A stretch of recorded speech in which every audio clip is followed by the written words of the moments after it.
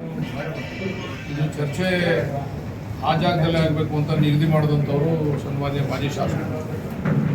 ಅವರೇ ಹಲವಾರು ಬಾರಿ ಹೇಳಿದ್ರು. ಅವ್ರು ಹಲವಾರು ಬಾರಿ ಹೇಳಿದಾಗ ಅದಕ್ಕೆ ನಾವು ಗೌರವ ಕೊಡದವ್ರೆ ತಪ್ಪಾಗ್ತದೆ ಅಂತೇಳಿ ಅವ್ರು ಗೌರವ ಕೊಟ್ಟು ಆ ಭಾಗದಲ್ಲೇ ನಿಗದಿ ಮಾಡೋದಕ್ಕೆ ನಮ್ಮ ಅಧ್ಯಕ್ಷರು, ನಮ್ಮ ಪಾರ್ಟಿ ಪ್ರೆಸಿಡೆಂಟು ಕೃಷ್ಣಮೂರ್ತಿ ಅವ್ರ ಕೈಲಿ ನಾವು ಬರೋದು ಹಿಡಿದೀವಿ ಅಂತ ಹೇಳಿ ದಿನಾಂಕನ ನಿಗದಿಪಡಿಸ್ತೀವಿ. ಆವಾಗ ಅವ್ರು ಏನು ಹೇಳಿದ್ರು ಅಂತಂದರೆ, ಯಾರ್ಯಾರೋ ಕರೆದ್ರೆ ನಾನು ಬರೋಲ್ಲ, ಶಾಸಕರೇ ಕರಿಬೇಕು ಅಂತ. ನಾನೇ ಹೇಳಿದೆ, ನಾನೇ ಪ್ರೆಸ್ಪೆಕ್ಟ್ ಮಾಡಿದೆ, ನಾನೇ ಕರೆದೆ.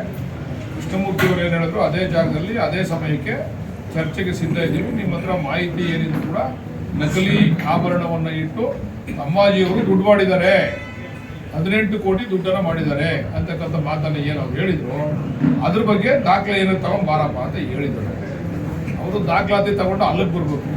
ಪಾರ್ಟಿ ಆಫೀಸ್ ಬಂದ್ರೆ ಯಾರ ಪಾರ್ಟಿ ಆಫೀಸ್ ಬಂದು ದೇವಸ್ಥಾನಕ್ಕೆ ಹೋಗಿ ಪೂಜೆ ಮಾಡಿಸ್ಕೊಂಡು ಇದೇನು ಯುದ್ಧಕ್ಕೆ ಹೋಯ್ತವ್ರು ಅವರು. ಚರ್ಚೆಗೆ ಬರ್ತಾ ಇರೋದು, ದೇವಸ್ಥಾನಕ್ಕೆ ಹೋಗಿ ಪೂಜೆ. ಪೊಲೀಸ್ನವ್ರಿಗೆ ಅಷ್ಟು ಸಾಕು, ಗೊತ್ತಾಯ್ತು ವಿಚಾರ, ಹೋಗಲ್ಲಿ ಅರೆಸ್ಟ್ ಮಾಡೋರು. ಅವೆಲ್ಲ ಯಾರ್ಯಾರು ಹೇಳ್ಕೊಟ್ರೋ ನಾವು ಇಲ್ಲಿ ಇರ್ತೀವಿ, ಬನ್ನಿ ಅರೆಸ್ಟ್ ಮಾಡಿ ಇನ್ನೊಂದು ಮತ್ತೊಂದು. ನನಗೂ ಕೇಳಿದ್ರು ಪೊಲೀಸ್ನವರು, ನಿನ್ನೆ ರಾತ್ರಿನೂ ಕೂಡ ನಾನು ಕೇಳಿದ್ರು. ನಾನು ಹೇಳಿದೆ, ಇಲ್ಲ ರೀ, ಚರ್ಚೆ ಆಗಲೇಬೇಕು.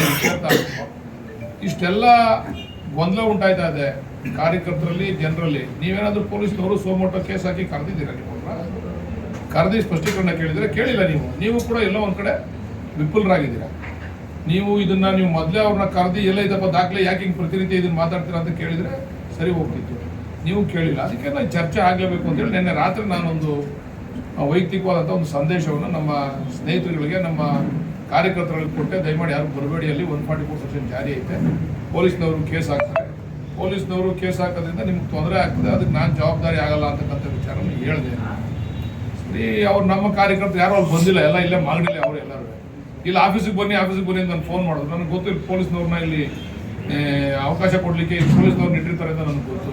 ಅದಕ್ಕೆ ನಾನೇನು ಮಾಡಿದೆ, ನಾನು ಬೇರೆ ಮಾರ್ಗದಿಂದ ಬೇರೆ ವೆಹಿಕಲ್ನಲ್ಲಿ ನಾನು ಹಲ್ಸ್ಬೆಲೆಗೆ ಹೋದೆ. ಬಟ್ ಹಲ್ಸ್ಬೆಲಲ್ಲಿ DYSP ಅವರು ಅಲ್ಲೇ ಇದ್ದರು, ಆ ಗೇಟ್ ಹತ್ರನೇ ಇದ್ದರು.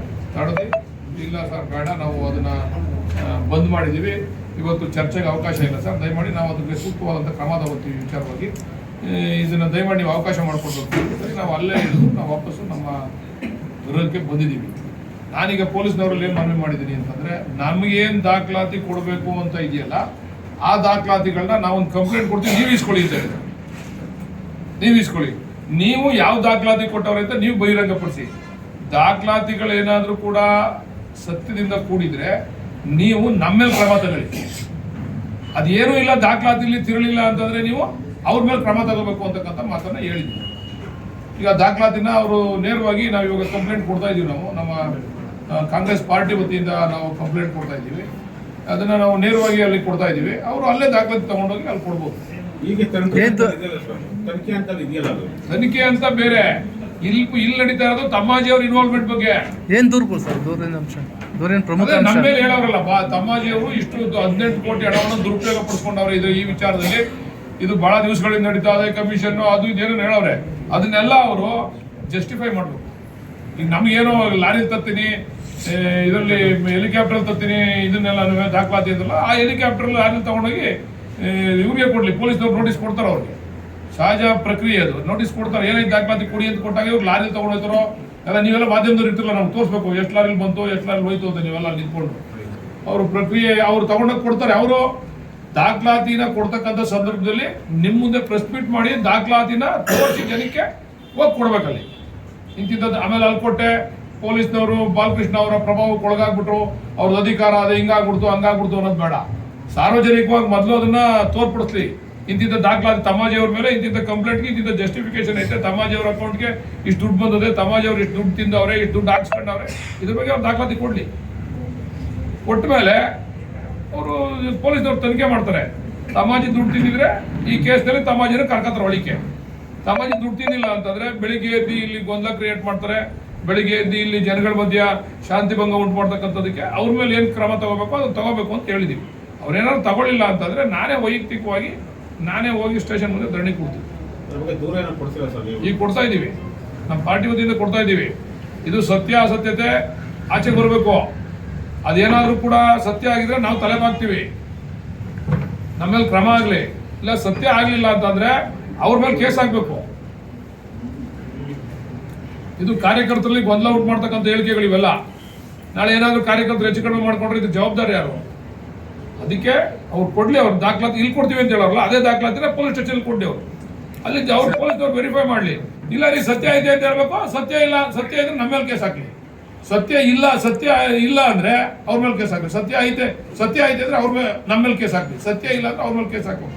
ಅಂದ್ರೆ ಬಾಲಕೃಷ್ಣ ಮಾಡ್ತಿರೋ ಅಭಿವೃದ್ಧಿ ಕಾರ್ಯಗಳನ್ನ ಜನಗಳು ಮೆಚ್ಕೊಂಡಿದ್ದಾರೆ. ದಿಗ್ತಂಸ ಕೆಲಸಕ್ಕೋಸ್ಕರ ಬೆಳಿಗ್ಗೆ ನಾನು ಬೆಳಿಗ್ಗೆ ಅಂದ್ರೆ ಕಲೆಗಳು ನಿಂತ್ಕೊಂಡು ಪ್ರೆಸ್ ಮೀಟು.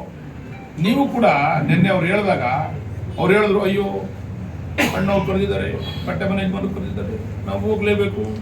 ನಾನ ಕರೆದಿದ್ದು, ನೀವು ಯಾರ ಪ್ರಶ್ನೆ ಕೇಳಿದ? ನಾನ ಕರೆದಿದ್ದು ಚಕ್ರಬಾಯಿಗೆ ಕರೆದವ್ರು ಯಾರು? ಚಕ್ರಬಾಯಿಗೆ ಬಂದಿದ್ಕಂಡ್ರಿ ಹೇಳಿದವ್ರು ಯಾರು? ನಾನೆಲ್ಲ ಹೇಳಿದ್ದನ್ನ ಅವರೇ ಹೇಳಿದ. ಆಯ್ತಪ್ಪ ಚಕ್ರಬಾಯಿ ಬರೋದ್ರೆ ಬರಲಿ ಅಂತ ನಾವೇ ಕೊಡ ಅಂತ ಚಕ್ರಬಾಯಿ ಬರೋದಾದ್ರೆ, ಅಯ್ಯೋ ನಮ್ಗಿರೋ ಹೆಣ್ಣು ತಮ್ದಿರಿಲ್ಲ, ನಮಗೆಲ್ಲ ನೀವೇ ಹೆಣ್ಣು ತಮ್ದಿರು, ಇವೆಲ್ಲ ಡೌಟ್ ಬಿಡಬೇಕು. ಜನಗಳ ಮುಂದೆ ಪ್ರಾಮಾಣಿಕವಾದಂಥ ವರ್ತನೆ ಇರಬೇಕು. ಈಗ ಅದೇ ಆರೋಪ ಮಾಡ್ತಾ ಇರಲ್ಲ ಈಗ ಸರ್ಕಾರ ಇದೆ 144 ಜಾರಿ ಮಾಡಿಸೋದು ನೀವೇ. ನಾನ್ಯಾಕೆ ಜಾರಿ ಮಾಡ್ತೀನಿ ರೀ? ಸರ್ಕಾರ ಅವ್ರ ಕ್ರಮ ತಗೋತದೆ. ಈಗ ಆಯ್ತಲ್ಲಪ್ಪ, ಜಾರಿ ಆಯ್ತು. ಈಗ ಪೊಲೀಸ್ನವರು ಹೇಳವ್ರೆ, ಈಗ ನಾವು ಕಂಪ್ಲೇಂಟ್ ಕೊಡ್ತೀವಿ, ತಗೊಂಡೋಗಿ ಕೊಡ್ಲಿ ಅಲ್ಲಿ. ಆಯ್ತಲ್ಲ, ಈಗ ನಮಗ್ ಕೊಡೋ, ನಿಮಗ್ ತೋರಿಸೋ ಅಂತ ನಿಮ್ಗೆ ತೋರಿಸ್ಬೇಕು ಅವ್ರು ಕೊಡೋಕ್ಕಿಂತ ಮುಂಚೆ. ನೋಡಿ, ತಮ್ಮಾಜಿ ಅವ್ರದ್ದು 18 ಕೋಟಿ ಹಣ ಎಷ್ಟು ಇಲ್ಲಿ ತಿಂದವ್ರೆ, ಇಲ್ಲಿ ಬಂದದೆ, ಈ ಅಕೌಂಟಿಂದ ಇಷ್ಟು ಕೋಟಿ ಬಂದದೆ, ಈ ಅಕೌಂಟಿಂದ ಇಷ್ಟು ಕೋಟಿ ಬಂದದೆ ಅಂತ ಅವ್ರು ತೋರಿಸ್ಬೇಕು. ನಿಮಗ್ ತೋರಿಸ್ಬಿಟ್ಟು ಅಲೋ ಕೊಡ್ಬೇಕು. ಆಮೇಲೆ ಕೊಟ್ಬಿಟ್ಟು MLA ಅವರು ಒತ್ತಡ ಹಾಕ್ಬಿಟ್ರು, ಅದನ್ನೆಲ್ಲ ಮುಚ್ಚಿಕ್ಬಿಟ್ರು ಅಂತ ಹೇಳೋದು ಬೇಡ. ಅದೊಂದು ಹೇಳ್ತಿರ್ಬೇಕಾರೆ ಆಮೇಲೆ ಅಲ್ಲಿ ಒತ್ತಡ ಹಾಕ್ಬಿಟ್ರು, ನಾನು ಕೊಟ್ಟಿರ್ತಕ್ಕಂಥ ದಾಖಲಾತಿ ಎಲ್ಲ ಮುಚ್ಚಿಕ್ಬಿಟ್ಟವ್ರೆ, ಹಂಗೆ ಅಂತ ಹೇಳ್ತಾರೆ. ಅದಕ್ಕೆ ನಾನು ಹೇಳೋದು, ಇಲ್ಲೇ ತೋರಿಸ್ಲಿ, ವಿಡಿಯೋ ಮಾಡಿಸ್ಲಿ. 18 ಕೋಟಿಲಿ ಈ ಕೋಟಿ ಇಲ್ಲಿಂದ ಇಷ್ಟು ಹಣ ಬಂದು ತಮಾಜಿ ಅಕೌಂಟ್ಗೆ, ಇಲ್ಲ ಇಂಥವ್ರ ಕೈ ಕೊಡ್ಸವ್ರೆ, ಇಲ್ಲ ತಮಾಜಿ ಶಿಷ್ಯರು ಯಾರನ್ನ ಇಸ್ಕೊಂಡವ್ರೆ, ತಮಾಜಿ ಇಂಥವ್ರನ್ನ ಕಳಿಸಿ ಇಸ್ಕೊಂಡವ್ರೆ, ತೋರಿಸ್ಲಿ ಅವರು. ಪೊಲೀಸ್ನವ್ರು ಕ್ರಮ ತಗೊಳ್ಳಿ. ಅವ್ರ ತನಿಖೆ ನಡೀತಾನೆ ಐತಲ್ವಾ, ಅದಕ್ಕೆ ತಮಾಜಿ ಅವ್ರನ್ನ ಸೇರ್ಸ್ಕೊತಾರೆ. ಅವಾಗ FIR ತಮಾಜಿ ಮೇಲೂ ಕೂಡ FIR ಚಾರ್ಜ್ ಶೀಟ್ನಲ್ಲಿ ಅವ್ರ ಹೆಸರು ಇನ್ಕ್ಲೂಡ್ ಆಯ್ತದ. ಅವಾಗ ಆಗ್ಲಿಲ್ಲ ಅಂತ ಅಂದಾಗ ಆರೋಪ ಮಾಡಿರೋ ಮೇಲೆ ಏನ್ ಮಾಡ್ಬೇಕು? ಕೇಸ್ ಹಾಕ್ಬೇಕು ಅಲ್ವಾ? ಕ್ರಿಮಿನಲ್ ಕೇಸ್ ಹಾಕ್ಬೇಕಲ್ವಾ? ಹೌದು, ಆಗ್ಲಿ. ಈಗ ನಮ್ಮ ಹತ್ರ ಬಂದು ಅಲ್ಲಿ ಕೊಡ್ತೀವಿ ಅನ್ನೋ ದಾಖಲೆನ ಮಾಧ್ಯಮಕ್ಕೆ ಕೊಟ್ಟಿದೆ, ಇವ್ರಿಗೆ ಪೊಲೀಸರಿಗೆ ಕೊಡ್ಲಿ. ಹೋಗಿ ಕೋರ್ಟಲ್ಲಿ ಡಿಫಾಮೇಷನ್ ಕೇಸ್ ಹಾಕ್ತಾರೆ ಬಿಡಿ, ಅದು ಬೇರೆ ವಿಚಾರ. ಡಿಫಾಮೇಷನ್ ಕೇಸ್ ಹಾಕ್ತಾರೆ ಅವರು, ಅದ್ರ ಬಗ್ಗೆ ಕೋರ್ಟಲ್ಲಿ ಬಂದವರು ಏನಾಯ್ತು ಉತ್ತರ ಕೊಡ್ಲಿ. ಇವರು ಕೋರ್ಟಲ್ಲಿ ಮಾಡ್ಕೊಬೋದಲ್ಲ. ಆಯ್ತು ಹೇಳಿ ಸರ್. ಆಮೇಲೆ ಸರ್, ಈಗ ಮುಂದಿನ ನಿಮ್ಮ ಹೋರಾಟ ಮತ್ತು ನಿಲುವೇನು? ನಮಗೆ ಮಾಡೋ ಕೆಲಸ ಇಲ್ವಾ? ಅಭಿವೃದ್ಧಿನೇ ನಮ್ಮ ಹೋರಾಟ. ಇನ್ನು ಬೆಳಿಗ್ಗೆ ಅಭಿವೃದ್ಧಿ ಹೋಗ್ತೀವಿ. ಇದೊಂದು ತಾರ್ಕಿಕ ಅಂತ್ಯ ಕಾಣಿಸ್ಬೇಕಾಯ್ತು, ಕಾಣಿಸಿದೀವಿ. ಬೆಳಗ್ಗೆ ಇದ್ರೆ ಇದು ಬಿಟ್ಬಿಟ್ಟು ಹೇಳಿಲ್ವಾ, ಕಲೆಗಡೆ ಕೂತ್ಕೊಂಡು ಮಾತಾಡ್ತಾರೆ, ಅಲ್ಲಿ ಒಪ್ಪು ಹಾಕೊಂಡು ಕೂತ್ಕೊಂಡು ಮಾತಾಡ್ತಾರೆ, ಬರೀ ಹೊಡಿತಾ ಇರ್ತಾರೆ, ಡಬ ಡಬ ಡಬ ಡಬ ಡಬ ಅಂತ. ಇನ್ನು ಏನಾರ ಹೊಡ್ಕೊಳ್ಳಿ, ನಮ್ಮ ಕೇಳಿ ನಾವು ಕೆಲಸ ಮಾಡ್ತೀವಿ. ಈಗ 600 ಕೋಟಿ ಹಗರಣದ ಬಗ್ಗೆನೂ ಡಿಫಾಮೇಷನ್ ಕೇಸ್ ಹಾಕಬೇಕು ಅಂತ ತೀರ್ಮಾನ ಮಾಡಿದ್ವಿ. ಅವ್ರ ದಾಖಲಾತಿಗಳು ಏನಿದ್ರು ನನ್ನ ಮೇಲೆ ಏನಾರ ಇದ್ರೆ ಅವರು ಕೋರ್ಟಲ್ಲಿ ಬಂದು ಪ್ರೂವ್ ಮಾಡ್ಬೇಕು. ಯಾರೋ ಹೇಳಿದ್ರು ಹಣ 10,000 ಕೋಟಿಗೆ ಹಾಕ್ಬಿಡು ಅಂತ. ಅವ್ರ ಯೋಗ್ಯತೆ 10,000 ಕೋಟಿಗಲ್ಲ, 1 ರೂಪಾಯಿಗೆ 1 ರೂಪಾಯಿ ಹಾಕೋದು ಅಂತ ಹೇಳಿ. ಯಾರು ಹಣ 10,000 ಕೋಟಿ ಹಾಕ್ಬಿಡೋರು, ನಾನು 10,000 ಕೋಟಿ ಅಲ್ಲ, ಅವ್ರ ಯೋಗ್ಯತೆ 5 ರೂಪಾಯಿ. ಅದು ತೀರ್ಮಾನ ಆಗಬೇಕು, ಕೋರ್ಟಲ್ಲಿ ತೀರ್ಮಾನ ಆಗಲಿ. ಏನೇನು 600 ಕೋಟಿ ದಾಖಲಾತಿಗಳೈತೆ ಇವ್ರ ಹತ್ರ ತಗೊಂಡೋಗಿ ಎಲ್ಲ ಕೋರ್ಟಿಗೆ ಕೊಟ್ಟು ನಾನು ಅಪರಾಧಿ ಅಂತ ಅಲ್ಲಿ ಘೋಷಣೆ ಆಗ್ಬೇಕಂತ ಕೋರ್ಟಲ್ಲಿ.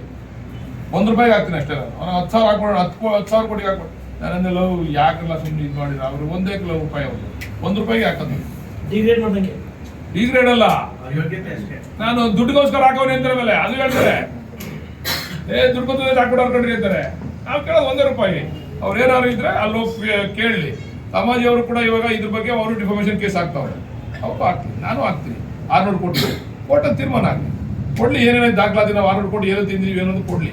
ಇನ್ನು ಬೇರೆ ಬೇರೆ ಅಪಾದನೆಗಳು ಕೂಡ ಅವೆ, ಅದ್ರ ಬಗ್ಗೆ ಆಮೇಲೆ ಮಾತಾಡ್ತೀನಿ. Thank you sir.